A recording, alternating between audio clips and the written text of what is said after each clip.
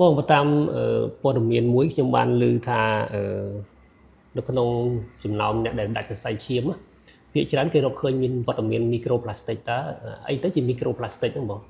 ដាច់សរសៃឈាមហ្នឹងចង់និយាយអំពីដាច់សរសៃឈាមខួរក្បាលគេហៅ stroke ខួរក្បាលហ្នឹងមែនបាទហ្នឹងហើយចាអញ្ចឹងអាហ្នឹងកាប់ពិតទៅខ្ញុំបានឮអញ្ចឹងដែរហើយធ្លាប់ឮយូរណាស់ហើយមិនតែឮថ្មីហ្នឹងឯងធ្លាប់ឮជាង10ឆ្នាំហើយចាតើអីទៅជាមីក្រូផ្លាស្ទិកហ្នឹងបងមីក្រូផ្លាស្ទិកហ្នឹងគឺជាភាគល្អិតតូចៗដែលដាច់ចេញអំពីគ្រប់ជាតិផ្លាស្ទិកទាំងអស់ដែលយើងយកទៅប្រើប្រាស់មានប្រអប់បាយដបទឹកឬមួយក៏របស់របរប្រើប្រាស់ផ្សេងទៀតដែលមានជាតិជ័រផ្លាស្ទិកសូម្បីតែជាតិជ័រដែលកូនក្មេងលេងហ្នឹងក៏អាចដាច់ជាតិមីក្រូផ្លាស្ទិកហើយជ្រាបចូលទៅក្នុងរាងកាយរបស់កូនក្មេងហ្នឹងតាមស្បែកបានដែរចាហើយបើសួរថាវាចូលតាមផ្លូវណាខ្លះវាចូលតាមមាត់វាចូលតាមច្រមុះវាចូលតាមស្បែកឬមួយក៏ចូលតាមចំណីអាហារផ្សេងឧទាហរណ៍ថាផ្លាស្ទិកហ្នឹង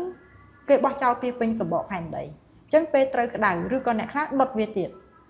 ដុតផងកម្ដៅព្រះអាទិត្យផងអញ្ចឹងវាធ្វើឲ្យបំណែកភាគល្អិតតូចហ្នឹងចេញពីរបស់របរប្រើប្រាស់ដែលជាជ័រយើងយកទៅបោះចោលឬក៏យកទៅដុតហ្នឹងគឺវាជ្រាបចូលទៅក្នុងទឹកអញ្ចឹងវាអាចចូលទៅក្នុងគ្រឿងសមុទ្រឬមួយក៏វាចូលទៅក្នុងបន្លែផ្លែឈើឬក៏សត្វដែលយើងចិញ្ចឹមហើយយើងយកមកញ៉ាំហ្នឹងអញ្ចឹងអាហ្នឹងវាចូលតាមចំណីអាហារអញ្ចឹងចំណីអាហារក៏ចូលទឹកក៏ចូលស្បែកដែលយើងលាបអ្វីគ្រប់យ៉ាងដែលជាទូទៅអ្នកខ្លះមានអាជាតិមីក្រូផ្លាស្ទិកហ្នឹងនៅក្នុងអាឡេហ្នឹងហើយអ្នកខ្លះទៀតវាចេញពីកំប៉ុង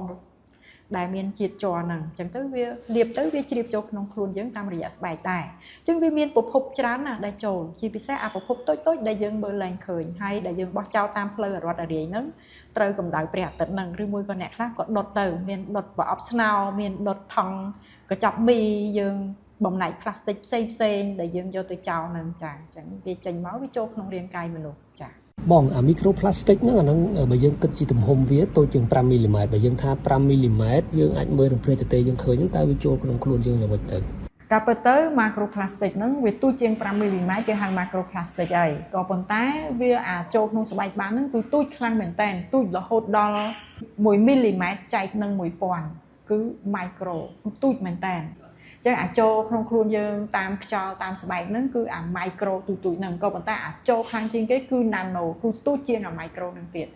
ហើយអាការពិតទៅអាណាណូហ្នឹងមានច្រើនណាស់ដែលចូលរហូតដល់ក្នុងតងសុករហូតយកឈាមតងសុកទៅឃើញសារធាតុគីមីឥឡូវឡើង7-200មុខហើយអញ្ចឹងអាហ្នឹងគឺណាណូគឺវាទូចជាងអាម៉ៃក្រូហ្នឹងទៀតតែវាចេញពីអាម៉ៃក្រូហ្នឹងទៅបានវាទៅដល់អាណាណូអញ្ចឹងបើសិនជាលំអិតមែនតើអាចចូលងាយគ្រាន់តែកូនក្មេងកាន់ប្រដាប់លេងជ័រហ្នឹងក៏ជ្រាបចូលតាមបាតដៃដែរហ្នឹងអាហ្នឹងពួកអាម៉ៃក្រូទូចបំផុតនិងអាណាណូដែលទូចជាងម៉ៃក្រូហ្នឹងទៀតហើយដល់ពេលអញ្ចឹងឯងបានវានៅក្នុងល្បឿនឈាមរត់ហើយវាជ្រាបចេញពីសរសៃឈាមចូលទៅក្នុងខួរក្បាលបានចូលទៅក្នុងសាច់ថ្លើមបានដោយសារវាទូចវាទៅតាមអាប្រឡោះជញ្ជាំងសរសៃឈាមហ្នឹងព្រោះធម្មតាជញ្ជាំងសរសៃឈាមធ្វើពីកោសិកា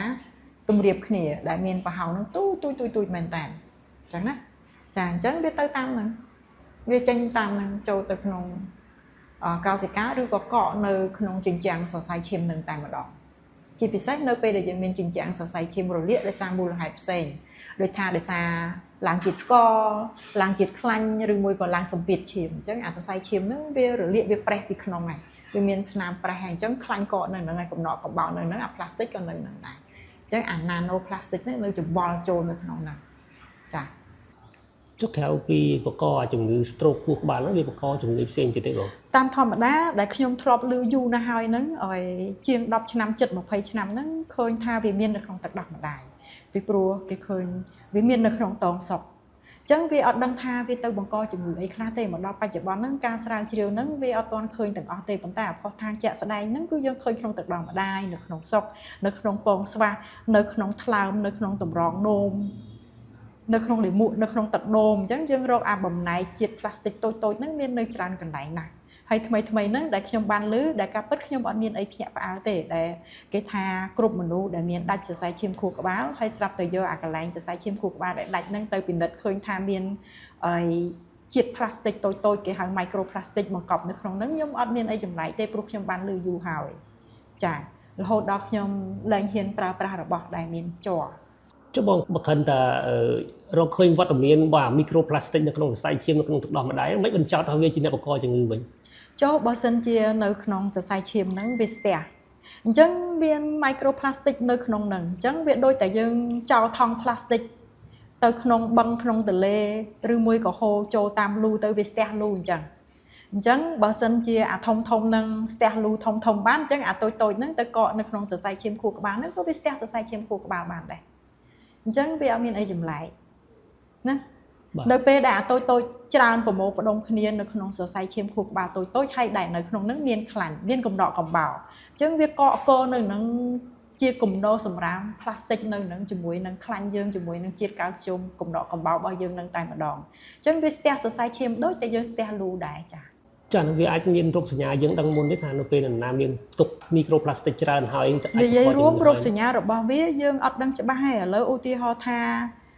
គាត់មានសរសៃឈាមស្ពាតនៅក្នុងខួរក្បាលហើយមានអា microplastic ហ្នឹងវាចូលទៅកកនៅហ្នឹងអញ្ចឹងគឺគាត់មានរោគសញ្ញាដូចគ្នាបីបិទនឹងអ្នកដែលមានកំណកកំបោរឬក៏ស្ពាតសរសៃឈាមខួរក្បាលហើយបើមាននៅក្នុងបេះដូងគឺរោគសញ្ញាហ្នឹងវាដូចដែលយើង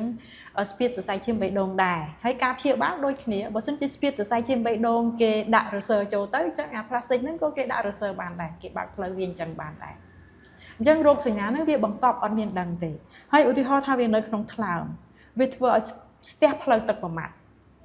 អញ្ចឹងបើត្រូវកាត់ប្រមាត់ចោលគឺកាត់ដូចគ្នាហើយបើស្ទះនៅកន្លែងដែលកាត់អត់បានគឺយើងទ្រាំរស់នៅជាមួយនឹងអាការស្ទះនៅក្នុងថ្លើមហ្នឹងមានន័យថាយើងខ្សោយថ្លើម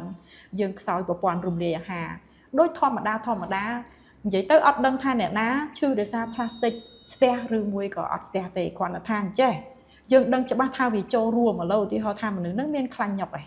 ខ្លាញ់ញប់ថ្លើមស្ទះផ្លូវទឹកប្រមាត់ហើយអញ្ចឹងបើសិនជាមាន plastic តកកនៅក្នុងនឹងទៀតគឺញប់ខ្លាំងហើយស្ទះខ្លាំងជាងដែលអត់មាន microplastic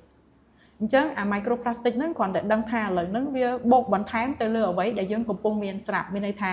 បើយើងមានការស្ទះសរសៃឈាមហើយអញ្ចឹងអា plastic ហ្នឹងចូលទៅថែមអញ្ចឹងមានការស្ទះឲ្យផ្លូវទឹកប្រមាត់នៅខាងក្នុងថ្លើមហើយអញ្ចឹងវាទៅស្ទះថែមទៀតណាហើយបើវាខ្សោយតម្រងនោមហើយស្រាប់តែអា plastic ហ្នឹងវាចូលទៅកកនៅក្នុងអាកន្លែង glomerulus កន្លែងដែលគេចម្រោះទឹកនោមហ្នឹងថែមទៀតអញ្ចឹងវាមានន័យថាការខ្សោយការស្ទះហ្នឹងវាកាន់តែខ្លាំងទៀតអញ្ចឹងយកល្អគឺយើងត្រូវមានវិធីការពារគឺយើងត្រូវធ្វើម៉េចកុំបោះ plastic ចោលរត់រាយពេញផ្លូវត្រូវក្តៅគឺអាបំណាច់ភាគល្អិតរបស់វាចូលទៅក្នុងទឹកចូលទៅក្នុងត្រីទឹកដែលយើងញ៉ាំហើយត្រីដែលយើងញ៉ាំចាបន្លែផ្លែឈើដែលយើងញ៉ាំសត្វចិញ្ចឹមដែលយើងញ៉ាំទីពីរទៀតយើងកុំដុតវាកុំបោះចោលហើយកុំដុតយើងវេចខ្ចប់ឲ្យត្រឹមត្រូវចាហើយកាត់បន្ថយការប្រើប្រាស់បើសិនជាយើងត្រូវប្រើកត្រកមួយដែលយើងធ្វើពីកណាត់ហើយឬក៏ធ្វើពីអាច័រធំដែលយើងអាចប្រើវាឡើងវិញបានណាកុំទៅទិញមួយហើយប្រើម្ដងបោះចោលកោពេញផ្លូវអាហ្នឹងយើងកាត់បន្ថយអា plastic ហ្នឹងទៅហើយបើតាមខ្ញុំដឹងតាមលបឿនហ្នឹងគឺគិតតែពីបោះចោលអញ្ចឹងហើយគិតតែពីផលិតហើយបោះចោលអញ្ចឹងនៅថ្ងៃណាមួយគឺសម្បកផែនដីរបស់យើងហ្នឹងវារងគ្រោះដោយសារអា plastic ហ្នឹងវាគ្របដណ្ដប់លើសម្បកផែនដីទាំងមូលអញ្ចឹងសម្បកផែនដីក៏ចេះដកដង្ហើមដែរតែនៅពេលដែល plastic ច្រើនជាតិពុលច្រើនផែនដីក៏ចេះឈឺដែរចាធម្មតារាងកាយយើងនៅពេលដែលមានស្អីមួយចម្លែកចូលទៅវាបង្កើតប្រព័ន្ធការពារដើម្បីទាត់ចោលចុះហេតុអីมันវាទាត់អា plastic នឹងចោលដែរទៅចា plastic វាជាជាតិតូចស្អិតអញ្ចឹងតូចហ្នឹងគឺតាមធម្មតាមិនមែនប្រព័ន្ធការពាររាងកាយមិនទាត់ចោលទេហេតុនេះហើយបានអា microplastic ហ្នឹងអ្នកវិទ្យាសាស្ត្ររកឃើញថានៅពេលដែលអ្នកឯងមាន microplastic ចូលទៅដល់ក្នុងឈាមឬក៏ចូលទៅក្នុងសរីរាង្គគ្រឿងក្នុងណាមួយគឺប្រព័ន្ធការពាររាងកាយរបស់យើងហ្នឹងវាចុះខ្សោយហើយពីព្រោះមួយថ្ងៃវាគិតទៅពីទៅទាត់អាហ្នឹងចោលមានន័យថាវាមានសង្គ្រាមនៅកន្លែងហ្នឹងវាទាត់នៅកន្លែងហ្នឹងហើយកន្លែងផ្សេងទៀតហ្នឹងវាអត់បានមើលទេអញ្ចឹងពេលអត់មើលកាត់អីគេ allergy ឬមួយក៏មេរោគចូលឈឺក្រជាណាឬមួយក៏ប្រព័ន្ធការពាររាងកាយខ្លះវាបំផ្លាញខ្លួនឯងនៅសុកទៅបំផ្លាញកាពះឈឺអត់ឈប់សុកទៅបំផ្លាញថ្លើមឈឺអត់ឈប់អត់ផឹកស្រាអត់មានមេរោគថ្លើមហើយនៅតែរលាកអញ្ចឹងអានឹងគឺប្រព័ន្ធការពាររាងកាយវាបំផ្លាញខ្លួនឯងមិនមែនវាអត់ទាត់ទេគឺវាទាត់ហើយវាគិតទៅពីទាត់វាអត់ធ្វើអីទេណាដូចតាហ៊ានអញ្ចឹងគិតទៅពីទៅវាយគ្នាជាមួយនឹងអា plastic អញ្ចឹងទៅបាទចុះក្រៅពីវិធីបង្ការយើងកុំបោះចោលយើងកុំដុតយើងកុំទទួលទានអាកុំប្រើបាទជ័រច្រើននេះហ្នឹង តើមានវិធីដើម្បីសម្អាតរាងកាយយើងឲ្យចេញ plastic ទាំងអស់ទេ ចឹងដោយសារយើងមិនអាចបន្សាបវាឲ្យរលាយក្នុងទឹកចាក់ចោលតាមយើងឬមួយក៏ចាក់ចោលតាមទឹកនោមបានគឺយើងនៅសល់វិធីតែមួយគឺយើងចាក់ចោលតាមលាមកគឺថ្លើមរបស់យើងនឹងវាចាប់បានហើយវាបញ្ចូលទៅក្នុងប្រមាត់ហើយវាក៏បញ្ចេញចូលទៅក្នុងពោះវៀនតូចនៅនឹងកពោះវៀនតូចហ្នឹងគឺមានផ្លូវទឹកប្រមាត់ហ្នឹងហូរចូលតាមហ្នឹងអញ្ចឹងហើយធ្វើម៉េចឲ្យទៅដល់ពោះវៀនធំហើយជុះទៅក្រៅកុំឲ្យវាជ្រាបមកវិញអញ្ចឹងវិធីមាន2ទី1ឲ្យយើងជុះឲ្យទៀងទាត់ហើយទី2យើងការពារវាកុំឲ្យវាជ្រាបចូលមកវិញព្រោះពោះវៀនតូចវាវែង7ម៉ែត្រនោះតាំងពីកពោះវៀនតូចរហូតដល់ចុងពោះវៀនតូចអញ្ចឹងកុំឲ្យវាចាក់ចូលនៅអាកង់ទី1ហើយទៅជ្រាបចូលរាងកាយយើងវិញនៅក្នុងអាកង់ទី2និងកង់ទី3អញ្ចឹងអាហ្នឹងគេអាចចាប់ជាតិពុលមួយចំនួនកុំឲ្យវាជ្រាបចូលវិញពីព្រោះពេលដែលយើងចាក់ចូលហើយវាជ្រាបចូលមកវិញតាមអាហារអាហ្នឹងវាពុលវិញដដែលហើយនៅពេលដែលវាគិតទៅពីជ្រាបចូលវិញអាញ៉ាំតាមមាត់ហ្នឹងចាក់ចោលទៅក្រៅអត់បានអញ្ចឹងនៅទីបំផុតគឺវាស្ទះនៅក្នុងរង្វង់ថ្លើមហើយនឹងពោះវៀននឹងតែម្ដងហើយពេលដែលវាស្ទះអញ្ចឹងក៏ធ្វើឲ្យមនុស្សពិបាកជុះដែរអញ្ចឹងពិបាកជុះធ្វើឲ្យស្ទះធ្វើឲ្យពិបាកជុះអញ្ចឹងទី1ធ្វើម៉េចឲ្យជុះទៀងទាត់ហើយទី2បើសិនជាយើងសង្ស័យថាមានវាហើយគឺយើងអាចនឹងប្រើថ្នាំដើម្បីចាប់វានៅក្នុងពោះវៀនតូចកុំឲ្យវាជ្រាបត្រឡប់មកវិញពេលដែលថ្លើមចាប់ចាក់ចោលក្នុងកង់ទី1កុំឲ្យជ្រាបចូលក្នុងថ្លើមវិញនៅក្នុងកង់ទី2ឬកង់ទី3គឺឲ្យវាទៅក្រោមរហូតបើទៅមិនទាន់ឲ្យនៅក្នុងពោះវៀនមិនឲ្យជ្រាបចូលវិញអញ្ចឹងត្រូវធ្វើម៉េចហូបម្ហូបខ្មែរបង្រៀនកូនឲ្យចេះហូបម្ហូបខ្មែរហើយត្រូវហាមញ៉ាំរបស់ជាតិនិងរបស់បំពងរបស់វិចខ្ចប់ហើយជាពិសេសវិចខ្ចប់ណាក៏ដោយយើងត្រូវគិតគឺមានគីមីរក្សាគុណភាពគីមីបន្ថែមរសជាតិគីមីបន្ថែមក្លិនគីមីបន្ថែមពណ៌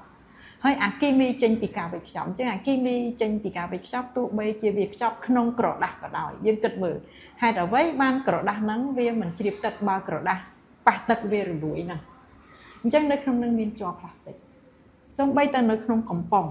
អាកំប៉ុងយើងញ៉ាំទឹកក្រូចកំប៉ុងហ្នឹងក៏គេពីសជ័រផ្លាស្ទិកក៏មានជ័រផ្លាស្ទិកនៅខាងក្នុងដែរ